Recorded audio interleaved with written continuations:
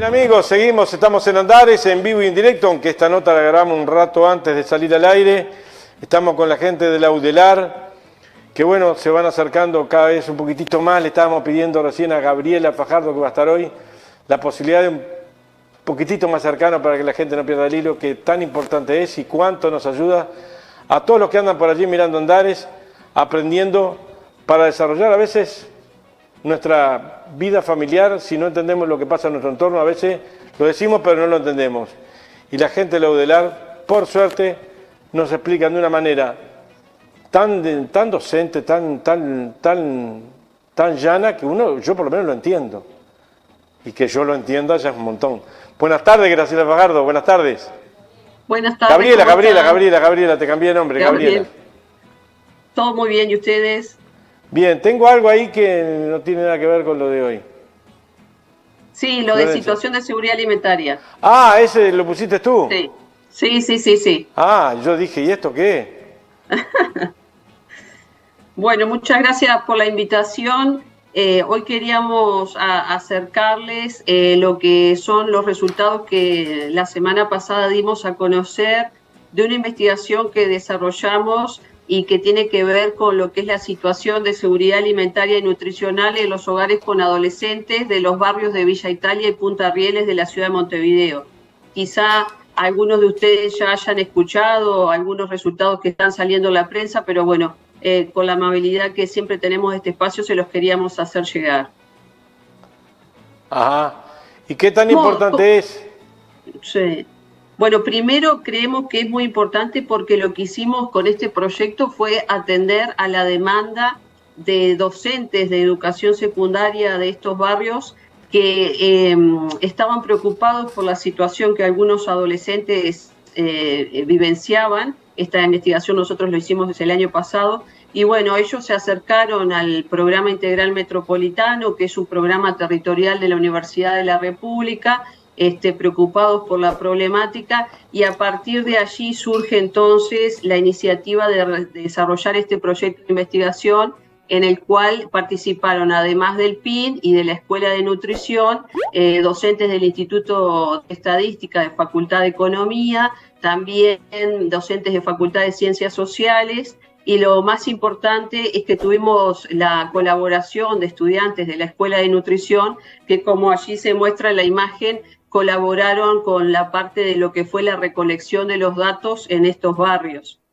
El objetivo que nosotros nos planteábamos en virtud de lo que habían sido las denuncias de los docentes era analizar cuál era la situación de seguridad alimentaria de los hogares de esos adolescentes de los barrios Villa Italia y Punta Rieles. Y decidimos hacerlo fuera de lo que es el ámbito educativo, justamente para poder alcanzar a todos los adolescentes que vivieran en estos barrios y que no necesariamente estuvieran escolarizados. Y bueno, ahí entre estas, para responder a este gran objetivo, también nos interesaba conocer, bueno, qué sucedía con el consumo de alimentos en estos adolescentes, cuál era su estado nutricional, cómo se vinculan esos hogares con los programas de apoyo del Estado y también las ayudas de la sociedad civil, cómo influencian ciertas características de los hogares en la alimentación de los adolescentes y bueno, cómo se comportan y qué estrategias alimentarias desarrollan esos hogares para poder afrontar las situaciones de inseguridad alimentaria. Entonces aquí surge un tema que nosotros ya hemos trabajado en varias oportunidades, que es hablar de, bueno, vamos a analizar qué sucede con el derecho a la alimentación en estos hogares con adolescentes. Y bueno, como seguramente ustedes tengan presente, de que ya lo hemos trabajado, cuando hablamos de derecho a la alimentación, esto implica que todo ser humano tiene que tener acceso regular, permanente y sin restricciones a la cantidad de alimentos que necesita con una cierta calidad y que esos alimentos a lo que accede, que satisfacen sus necesidades, sean también aceptados desde el punto de vista cultural. Como siempre decimos, no es comer solamente arroz para satisfacer las necesidades de energía. La alimentación tiene que cumplir con una serie de características que se adapte a las preferencias de las personas. ¿Y todo eso para qué? Para tener una adecuada vida física y psíquica, pero también la dignidad y el poder vivir sin preocupaciones de qué voy a tener o no para comer mañana. Cuando Gabriela, hay una franja de estudio con la cual ustedes hicieron que era que da hasta 17 años, pero ¿qué edad comenzaba? A los 12 años. Este estudio es adolescentes de 12 a 17 años. Ese estudio de adolescentes de 12 a 17 años, yo escuché por allí algunas preguntas que hicieron o que están por allí, las recuerdo. Hay una franja es como los gurises del baby fútbol. Termina el baby fútbol, quedan en un limbo ahí que no saben cómo seguir la carrera luego en el fútbol. Pero en la comida, que es básica para lo que sea, dejan la escuela donde tienen comedor o tienen alguna manera de alimentarse para quedar en la nada hasta los 17, 18, 19. Exacto, ahora los resultados, que si quieren avanzo un poquito, simplemente aclarar que una de las cosas que medimos es la inseguridad alimentaria, y que hablar de inseguridad alimentaria es cuando no se tiene el acceso a esos alimentos que el derecho a la alimentación establece. Ahí nosotros usamos una escala, solo para aclarar que, porque ahora vamos a hablar de las cifras y lo que vos mencionabas, cuando hablamos de inseguridad alimentaria moderada es que esos hogares con adolescentes han tenido que ver afectada o la cantidad de alimentos que consumen o la calidad, por falta de dinero o recursos, ¿no?, para obtenerlos. Y ya cuando se llega a grados más extremos es que literalmente se han quedado sin alimentos y entonces han tenido que dejar de comer incluso durante todo un día. Pasando a un poco solo para aclarar, este proyecto tuvo dos fases, una cuantitativa de la cual yo hoy les voy a presentar los resultados y la próxima semana les van a estar presentando los resultados de la fase cualitativa. Fue una muestra representativa, eso es importante, o sea que los resultados son extendibles a cualquier adolescente, a toda la situación de los adolescentes del barrio. Y bueno, acá está un poco lo que vos mencionabas.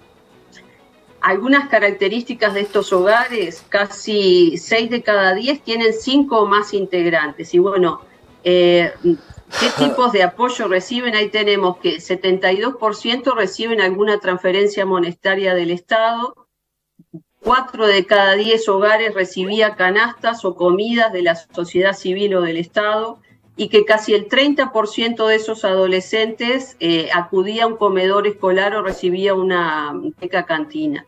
70% estaba en una situación de un nivel socioeconómico bajo. Entonces, lo que tú mencionabas en cuanto a la escolarización, tenemos que el 92% de los adolescentes que nosotros estudiamos iban a centros educativos y 8 estaban a nivel de primaria. Estamos hablando de 12 a 17 años. Entonces ya tenemos acá un 8% de adolescentes que no está yendo a ningún centro educativo. Y bueno, ahí como recién hacías referencia, en algunos casos que después lo van a ver en el tema de la parte cualitativa de esta investigación, es porque tienen que dedicarse a realizar actividades para justamente conseguir esos alimentos con los que tienen que satisfacer las necesidades. 40%, casi el 40% de los hogares de estos adolescentes tenía una situación de inseguridad moderada o grave. Estamos hablando de, como recién decíamos, hogares que han tenido que o disminuir las cantidades que consumen, o han visto afectada la calidad de la alimentación que recibían, o que literalmente han pasado hambre o se han salteado comidas.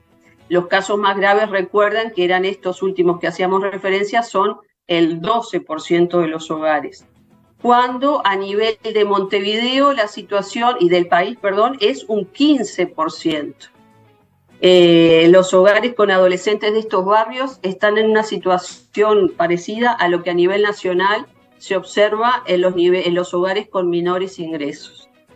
¿Y por qué preocupa esto? Por bueno, todo el vínculo que hay entre lo que es la inseguridad alimentaria y cómo eso incide en esta etapa de la vida, que es una de las etapas de oportunidades para el crecimiento y desarrollo, porque si no tengo un adecuado crecimiento y desarrollo, eso va a disminuir mis potencialidades en el futuro y seguramente incremente la incidencia de pobreza. Y bueno, y ahora vamos a ver también cómo eso puede repercutir en el estado nutricional de estos adolescentes.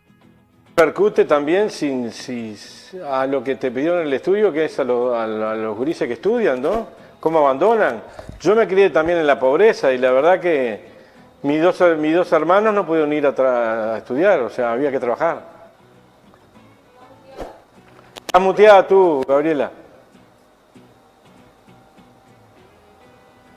Lo que mencionábamos recién, que esto surge como de denuncia por parte de los docentes y lo preocupante de la situación que veían que sus estudiantes estaban vivenciando. Entonces, como muchas veces se ha dicho, con hambre no se puede pensar y seguro que eso va a impactar en la formación de estos jóvenes.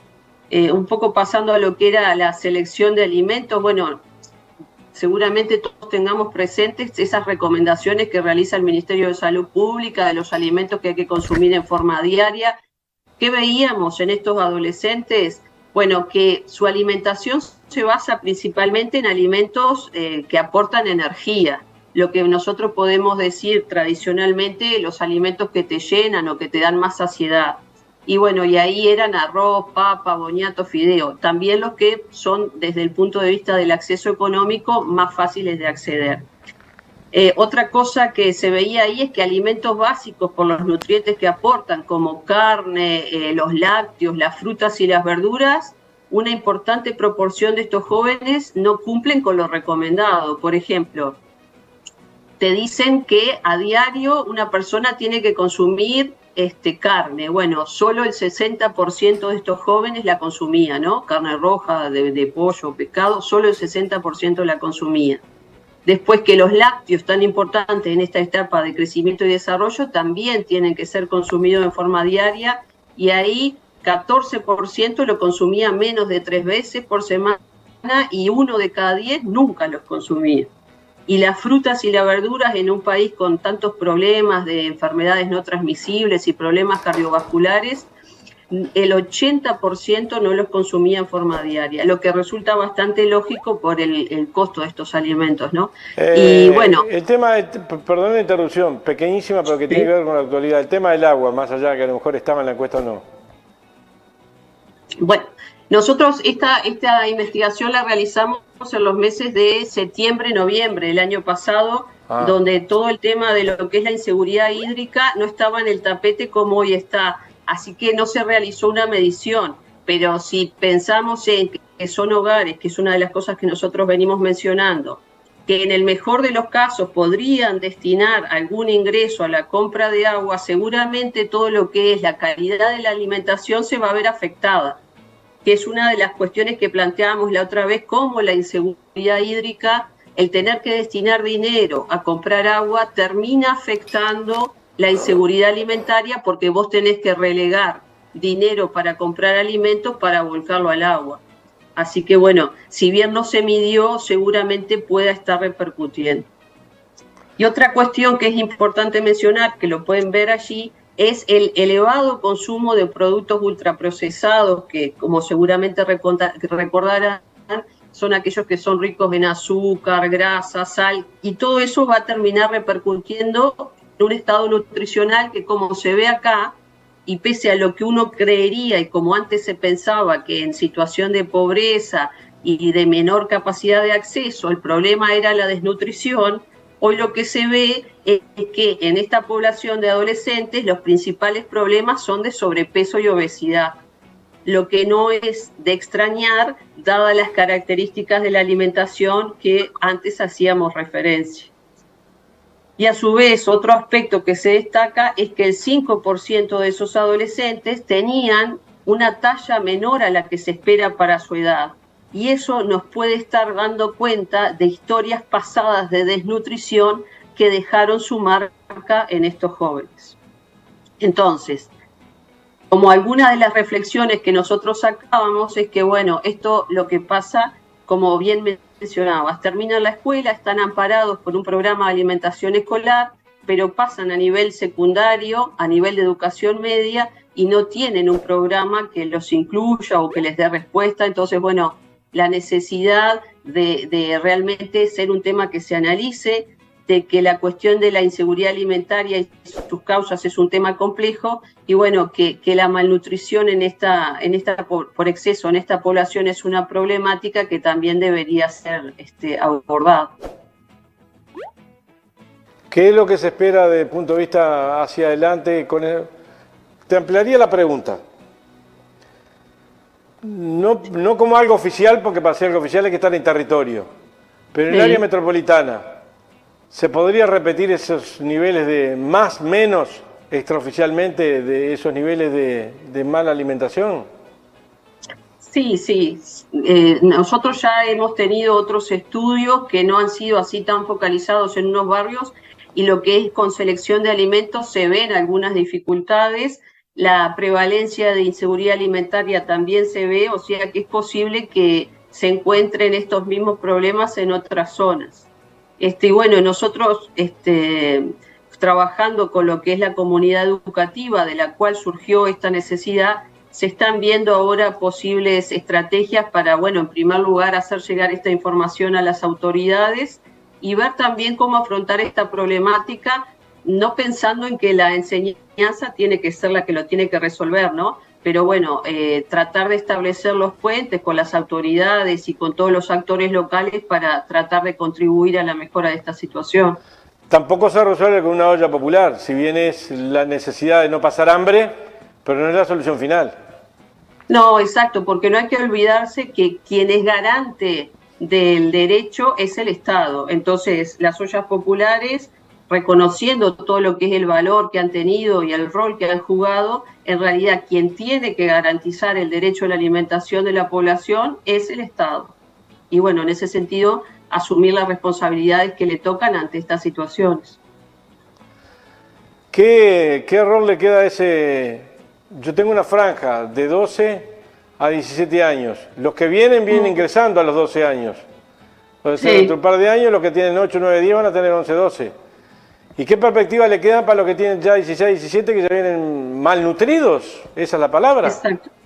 Y bueno, ahí como decíamos, eso va a repercutir no solo en su vida social, porque hay que pensar que no solo en su vida, en sus características biológicas, por lo que decíamos recién, sino también en su vida social. Todo lo que es la inseguridad alimentaria afecta también lo que son las relaciones humanas, los aspectos psicológicos. Cuando los compañeros de la parte de la investigación cualitativa les presenten sus resultados, van a ver que hay adolescentes, hay hogares que estas situaciones son de larga data y que se vienen reproduciendo como algunas de estas historias. Y bueno, entonces tratar de aportar elementos para tratar de salir de esa situación yo creo que es bien relevante, pero no solo se va a afectar lo físico, sino también lo psicológico y lo social. Así que bueno, es cuando hablamos de lo social, también del comportamiento frente a la vida, ¿no?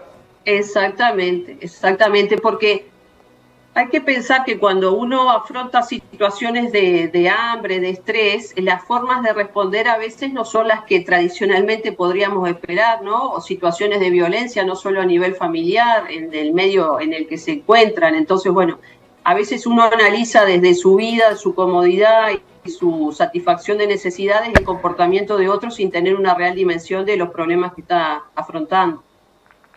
El desafío es grande, incluso para el aparato del Estado, que el Estado no es del gobierno de turno, sino que el Estado es el Estado. El desafío es allí, porque cada inversión que se hace allí es una inversión a largo aliento. Es una inversión de Estado, no es una inversión de un gobierno de hoy para hoy o de hoy para mañana. Exacto, y ahí siempre nosotros hacemos referencia a lo importante que es la continuidad de las políticas, porque como vos mencionabas recién, si con cada gobierno viene y se cambia todo, y quizá lo que han sido experiencias exitosas no se continúan, ahí se estaría atentando contra los avances que se han logrado. ¿Cuál es uno de los problemas también importantes? Es que quizá, a nivel nacional todavía está faltando una ley marco del derecho a la alimentación que unifique todas esas intervenciones, que vea más allá de lo que son segmentos aislados de la población. Y bueno, en tanto eso no se logre y no se logre una visión más general, estamos complicados. Gabriela Fajardo, muchas gracias a ti, a todo el equipo que trabaja por allí en la UDELAR, que está presente. Gracias por esos datos que son elementales, incluso ahora lo que estaba hablando al final. Para uno posicionarse y decir, a veces las cosas que pasan, veo las soluciones de mi silla o de mi lugar. Y es muy complejo. Y los barrios son diferentes aunque estén cercas. Es compleja la situación. Lo que sí es cierto, que lo une A todos nos debería conmover el malestar por el hambre. Vamos, carajo, que yo vengo de una sociedad bastante injusta donde me crié. Sí. Sí, sobre todo pensando en un país con los recursos que tenemos y bueno, para la próxima semana los compañeros que trabajaron en la parte más cualitativa del estudio realmente le van a poner sentimiento y percepción a estos datos, porque también a veces hablar de datos despersonaliza, y bueno, y ahí van a conocer algunas situaciones de estas familias que realmente les van a ayudar a profundizar en algunos aspectos de los que hoy estuvimos hablando.